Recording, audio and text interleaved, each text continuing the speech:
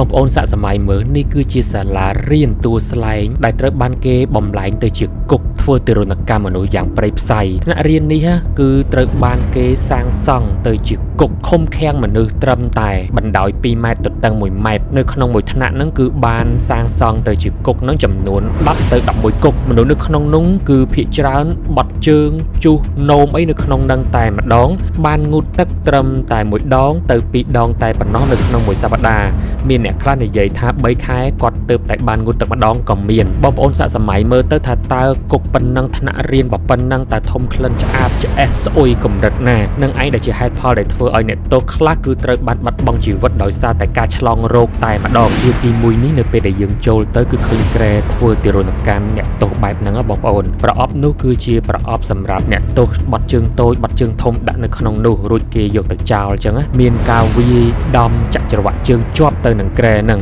ធ្វើទោសសួរចម្លើយនានារហូតដល់អ្នកទោសព្រមសារភាពរួចក៏គេត្រូវយកចេញទៅដាក់ឃុំខ្លួននៅកន្លែងបន្ទាប់ក្នុងសម័យប៉ុល ពតសសរនេះខ្លាចទៅជាសសរធ្វើទារុណកម្មដោយគេចងស្លាប់សេកអ្នកទោសរួចក៏ចាប់ព្យួរឡើងទៅលើតែម្ដងនៅពេលដែលអ្នកទោសអស់កម្លាំងខ្លាំងពេកក៏សន្លប់ពួកគេក៏ទម្លាក់អ្នកទោសចុះរួចក៏ជ្រមុជចូលទៅក្នុងពាងទឹកដោយពោពេញទៅដោយលាមកហើយនឹងទឹកនោមរបស់អ្នកទោសនៅក្នុងនោះតែម្ដងបងប្អូនប្រកាសជាគិតថាពិភពលោកស្គាល់ប្រទេសកម្ពុជាដោយសារតែប្រាង្គប្រាសាទអង្គរវត្តដ៏ល្បីល្បាញការពិតទៅនៅមានរឿងរ៉ាវដ៏ធំមួយទៀតដែលពិភពលោកស្គាល់យើងច្បាស់នោះគឺរបបប្រល័យពូជសាសន៍សាកសម័យទិដ្ឋភាពបន្តិចទៅមើលបងប្អូនឥឡូវនេះបើយើងកំពុងស្ថិតក្នុងពេលវេលាម៉ោងនេះវិនាទីនេះហើយយើងអាចបង្វិលពេលវេលាថយក្រោយត្រឡប់ទៅសម័យរបបខ្មែរក្រហមដែលខ្មែរយើងចំណាំហៅចំនួនប៉ុលពតតើអ្នកកំពុងតែធ្វើអ្វីមានទូនាទីអ្វីហើយកំពុងរស់នៅក្នុងស្ថានភាពជីវិតបែបណាតាំងពីកកើតប្រទេសខ្មែរមកគ្មានសម័យកាលណាមួយសាហាវជាងសម័យរបបខ្មែរក្រហមនោះទេដែលវាគឺជាសម័យអន្តកាលដ៏ងងឹតសាហាវយងខ្នងជាទីបំផុតរយៈពេល3ឆ្នាំ8ខែ20ថ្ងៃ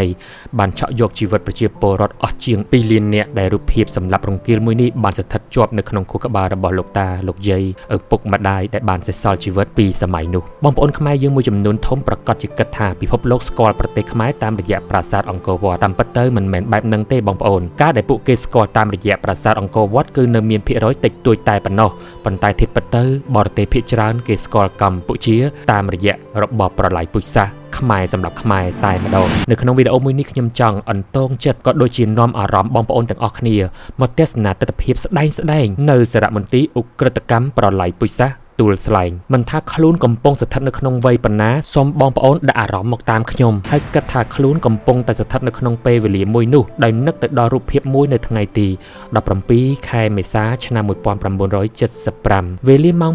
9:30 នាទីដែលប្រជាជនខ្មែររស់នៅទីក្រុងភ្នំពេញកំពុងតែរៀបចំពិធីចូលឆ្នាំខ្មែរយ៉ាងសប្បាយរីករាយក្រៃលែងស្រាប់តែកងកម្លាំងទាហានខ្មែរក្រហមក្រងឈុតខ្មៅកាន់អាវុធគ្រប់ដៃមានAK 47គ្រាប់បែកនិងស្ពីបេដោយទាហានទាំងអស់នោះបានប្រកាសឲ្យប្រជាជនចេញពីទីក្រុង2ទៅ3ថ្ងៃដោយមិនចាំបាច់យកសម្ភារៈទៅច្រើននោះទេព្រោះប្រជាជនទាំងអស់នោះអាចត្រឡប់មកស្រុកវិញក្រោយពេល2-3ថ្ងៃនោះទៀតបានបងប្អូនការសម្លាប់ដ៏រង្គាលនៅក្នុងរបបខ្មែរក្រហមបានធ្វើឲ្យប្រជាពលរដ្ឋកម្ពុជាស្លាប់បាត់បង់ជីវិតចំនួន2លាននាក់ឬក៏ស្មើនឹង1/4នៃចំនួនប្រជាពលរដ្ឋសរុបនាសម័យកាលនោះតើអ្វីទៅគឺជារបបប្រល័យពូជសាសន៍តាមការពន្យល់របស់អង្គការសហប្រជាជាតិគឺជាការតាំងចិត្តលុបបំបាត់បុគ្គលមួយក្រុមនៅក្នុងប្រទេសជាតិមួយជាតិសាសន៍មួយឬក៏សាសនាមួយដោយការបំផ្លិចបំផ្លាញជាតិសាសន៍នោះទាំងស្រុងឬក៏បំផ្លិចបំផ្លាញនៃផ្នែកណាមួយនៃជាតិសាសន៍នោះតែម្ដងកាលពីជា100ឆ្នាំមុនណាបងប្អូននៅលើពិភពលោកមានការកាប់សម្លាប់ឬក៏របបប្រល័យពូជសាសន៍នេះចំនួន28ដងបើគិតជាមធ្យមគឺវាកើតមានយ៉ាងហោចណាស់ចំនួន1ដងនៅក្នុងរយៈពេល3ឆ្នាំនិងបណ្ដាលឲ្យមនុស្សស្លាប់បាត់បង់ជីវិតប្រមាណជាង200លាននាក់នៅទូទាំងពិភពលោកជាក់ស្ដែងកន្លងមកយើងឃើញមានការកាប់សម្លាប់របបប្រល័យពូជសាសន៍ឬក៏វិនាសកម្មនៃពូជសាសន៍ធំនៅលើពិភពលោកដូចជាការប្រល័យពូជសាសន៍ជនជាតិជ្វីបស្លាប់អស់ជាង6លាននាក់ពីសំណាក់ពួកអាល្លឺម៉ង់ការប្រល័យពូជសាសន៍ជនជាតិទុយស៊ីនៅប្រទេសរ៉ូវ៉ាន់ដា ប្រមាណជាង1លានអ្នកនៅក្នុងរយៈពេលត្រឹមតែ100ថ្ងៃនឹងការប្រឡាយជាតិសាសន៍មូស្លីមនៅបូស្នីជាដើមហើយនៅប្រទេសកម្ពុជាយើងគឺមានរបបប្រឡាយពូជសាសន៍នៅពេលដែលខ្មែរក្រហមឡើងកាន់អំណាចដែលធ្វើឲ្យប្រជាជនខ្មែរស្លូតត្រង់ជាង2លានអ្នកត្រូវបានស្លាប់បាត់បង់ជីវិតសម្រាប់អាគារទី1នេះនៅពេលដែលយើងចូលទៅគឺឃើញក្រែធ្វើទារុណកម្មអ្នកទោសបែបហ្នឹងបងប្អូនប្រអប់នោះគឺជាប្រអប់សម្រាប់អ្នកទោសបាត់ជើងតូចបាត់ជើងធំដាក់នៅក្នុងនោះរួចគេយកទៅចោលអញ្ចឹងមានការវាយដំចាក់ច្រវាក់ជើងជាប់ទៅនឹងក្រែហ្នឹងធ្វើទោសសួរចម្លើយនានារហូតដល់អ្នកទោសព្រមសារភាពរួចក៏គេត្រូវយកចេញទៅដាក់ឃុំខ្លួននៅកន្លែងបន្ទាប់អ្នកទោសភាគច្រើនត្រូវបានស្លាប់នៅលើក្រែនោះតែម្ដងនេះគឺជាសសរកីឡាបងប្អូនប៉ុន្តែនៅក្នុងសម័យប៉ុលពតសសរនេះខ្លាចទៅជាសសរធ្វើទារុណកម្មដោយគេចងស្លាប់សេកអ្នកទោសរួចក៏ចាប់ព្យួរឡើងទៅលើតែម្ដងនៅពេលដែលអ្នកទោសអស់កម្លាំងខ្លាំងពេកក៏សន្លប់ពួកគេក៏ទម្លាក់អ្នកទោសចុះរួចក៏ជ្រមុជចូលទៅក្នុងពាងទឹកដោយពោពេញទៅដោយលាមកហើយនឹងទឹកនោមរបស់អ្នកទោសនៅក្នុងនោះតែម្ដងហើយអ្វីដែលបងប្អូនឃើញភ្នោសសហ្នឹងគឺកន្លែងតារាងបាល់ហ្នឹងคล้ายទៅជាទីកប់សាក់សពអ្នកទោសចំនួន14អ្នកចុងក្រោយដែលគេបានរកឃើញក្រោយថ្ងៃរំដោះស្ថានភាពនៅពេលនោះប្រជាជនមានការតក់ស្លុតជាខ្លាំងគ្មាននរណាគេម្នាក់ធ្លាប់គិតថាការនិរាសប្រត់ប្រាស់គ្រួសារកើតឡើងមួយប្រព្រឹត្តភ្នែកបែបនេះនោះទេដោយប្រជាជនត្រឹមតែសង្ឃឹមថាកងទ័ពខ្មែរក្រហមនឹងនាំមកនូវសន្តិភាពជាមួយតែប៉ុណ្ណោះយ៉ាងណាក៏ដោយប្រជាជនដែលបានដើរយឺតត្រូវកងទ័ពខ្មែរក្រហមបាញ់សម្លាប់ចោលតែម្ដងនៅតាមផ្លូវហើយប្រជាជនរាប់សែននាក់ដែលព្យាយាមចាក់ចេញពីទីក្រុងតាមបទបញ្ជានោះដឹងច្បាស់ថាពួកគេទំនងជាគ្មានវាសនាត្រឡប់មកជួបជុំ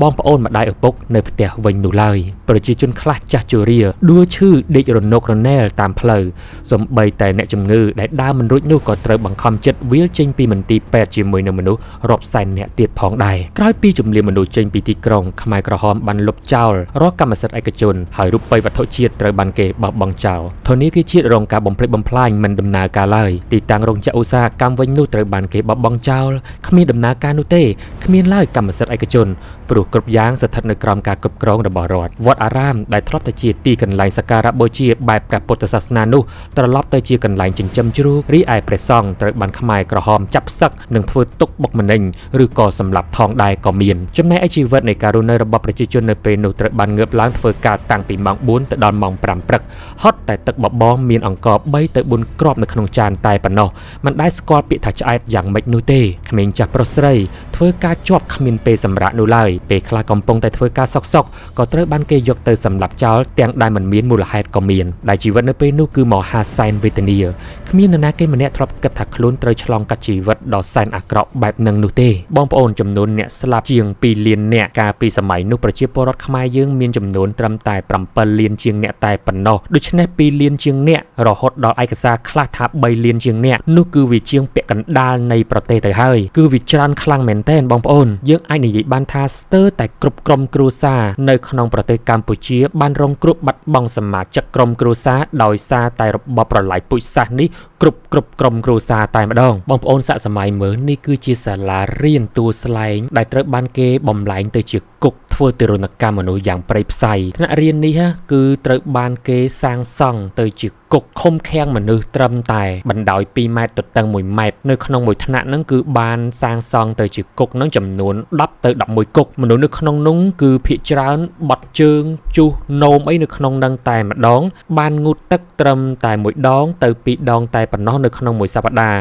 មានអ្នកខ្លះនិយាយថា3ខែគាត់ទៅតែបានងូតទឹកម្ដងក៏មានបងប្អូនសាកសម័យមើលទៅថាតើគុកប៉ុណ្ណឹងថ្នាក់រៀនប៉ុណ្ណឹងតែធំក្លិនឆ្អាបឆ្អេះស្អុយកម្រិតណានឹងឯងដែលជាហេតុផលដែលធ្វើឲ្យអ្នកទោសខ្លះគឺត្រូវបានបាត់បង់ជីវិតដោយសារតែការឆ្លងរោគតែម្ដងនៅក្នុងអគារនេះគឺជាកន្លែងឃុំឃាំងអ្នកទោសដោយនៅជាន់ក្រោមគឺបន្ទប់ឃុំឃាំងអ្នកទោសហ្នឹងគឺជាថ្មបងប្អូនដែលមានបណ្ដោយប្រហែល2ម៉ែត្រហើយនឹងទទឹងត្រឹមតែ1ម៉ែត្រតែប៉ុណ្ណោះខ្ញុំចូលទៅគឺមានអារម្មណ៍អ៊ូអាប់ថប់ក្នុងដើមទ្រូងខ្លាំងមែនទែនហើយនឹងអត់តន់អស់ទេបងប្អូននៅពេលដែលយើងដើរបន្តទៅទៀតឡើងទៅដល់ជាន់ទី1និងជាន់ទី2កាន់តែធ្ងន់ធ្ងរដោយសារតែគុកនីមួយគឺត្រូវបានយកឈើ ចេញមកពីតុកទូកៅអីរបស់គ្រូបង្រៀនហើយនឹងសិស្សានុសិស្សនៅពេលនោះយកមកបំលែងទៅជាជញ្ជាំងគុកតែម្ដងចំណែកឯស្ថានភាពនៅក្នុងគុកទួលស្លែងបន្ទប់រៀនប្រែក្លាយទៅជាបន្ទប់ឃុំឃាំងដោយបិទជិតជុំវិញពួកគេឃុំឃាំងអ្នកទោសនៅក្នុងបន្ទប់តូចមួយដែលមានទំហំត្រឹមតែ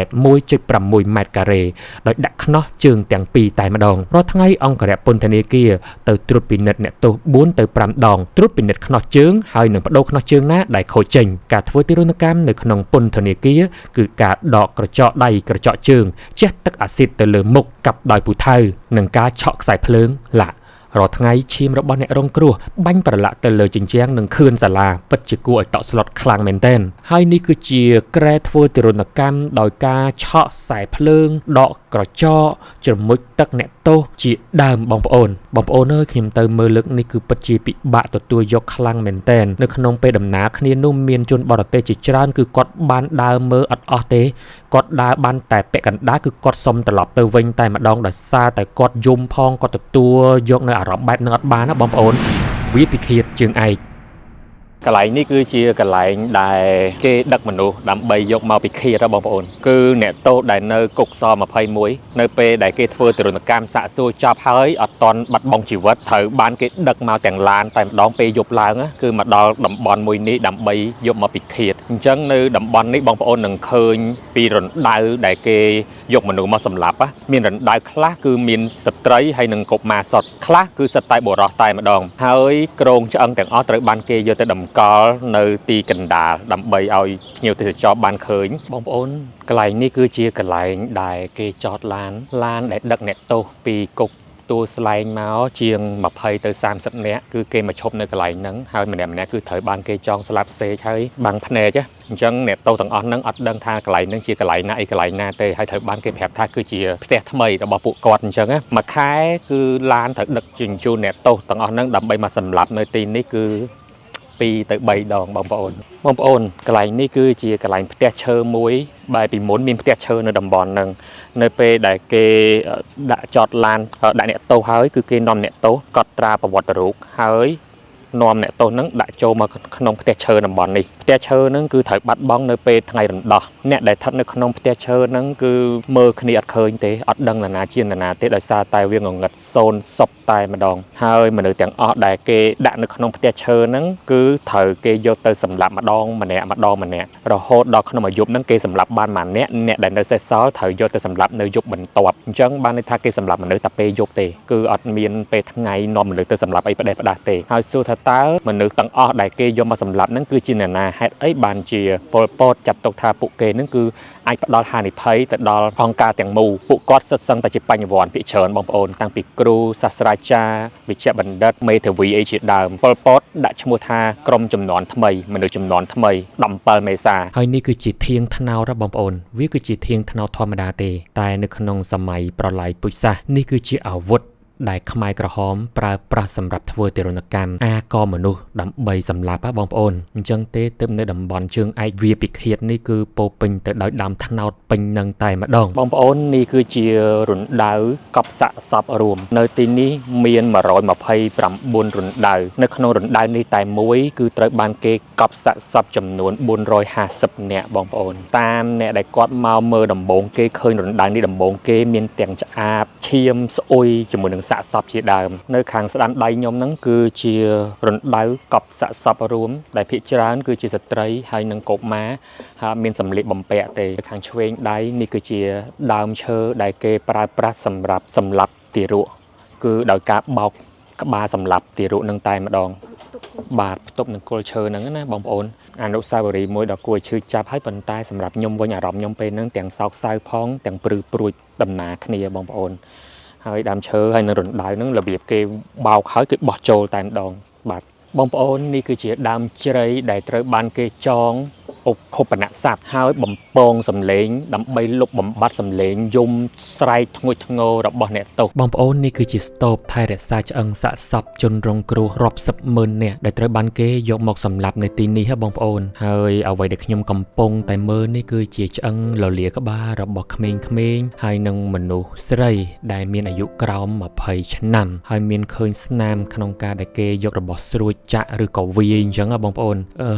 ខ្ញុំនិយាយលេងចង់ចេញឯងអញ្ចឹងវាសំណោះខ្លាំងមែនតើបងប្អូនអើយមិនគួរប្រទេសយើងប្រជាពលរដ្ឋយើងសិតតែស្លូតត្រង់បែរទៅជាមកជួបជាមួយនឹងរឿងរ៉ាវដ៏គួរឲ្យសោកសៅទាំងអស់នេះបងប្អូនអើយការពិតទៅនៅក្នុងវីដេអូមួយនេះខ្ញុំចង់ពញ្ញាអារម្មណ៍បងប្អូនក៏ដូចធ្វើជាសារដាស់តឿនដល់ប្រជាពលរដ្ឋគ្រប់រូបនៅពេលនេះអ្វីត្បិតតែប្រទេសរបស់យើងកំពុងតែមានសុខសន្តិភាពក៏ពិតមែនប៉ុន្តែសូមបងប្អូនកុំភ្លេចខ្លួនឡើយសូមបងប្អូនគ្រប់ឈរទាំងអស់គ្នាដើម្បីអភិវឌ្ឍធ្វើរឿងដែលមានប្រយោជន៍ដល់សង្គមជាតិរបស់យើងទោះស្ថិតនៅក្នុងរូបភាពណាក៏ដោយតាមលទ្ធភាពរៀងៗខ្លួនដែលបងប្អូនអាចធ្វើទៅបានបើយើងមិនបានធ្វើអ្វីដល់ប្រទេសជាតិទេសូមកុំតែធ្វើទង្វើដែលប្រឆាចអសិលធម៌បំផ្លាញជាតិទៅបានហើយមួយវិញទៀតបងប្អូនយើងគប្បីប្រើប្រាស់ពេលវេលា24ម៉ោងរបស់យើងឲ្យមានតម្លៃជាទីបំផុតប្រឹងប្រែងអភិវឌ្ឍចំណេះជំនាញដែលអាចជួយខ្លួនឲ្យមានអនាគតល្អពេលណាដែលយើងខ្លាចទៅជាបុគ្គលល្អយើងនឹងអាចសម្រាលបន្ទុកនៅក្នុងសង្គមមួយបានហើយព្រោះថាសង្គមរបស់យើងនៅមានរឿងច្រើនទៀតដែលត្រូវដោះស្រាយ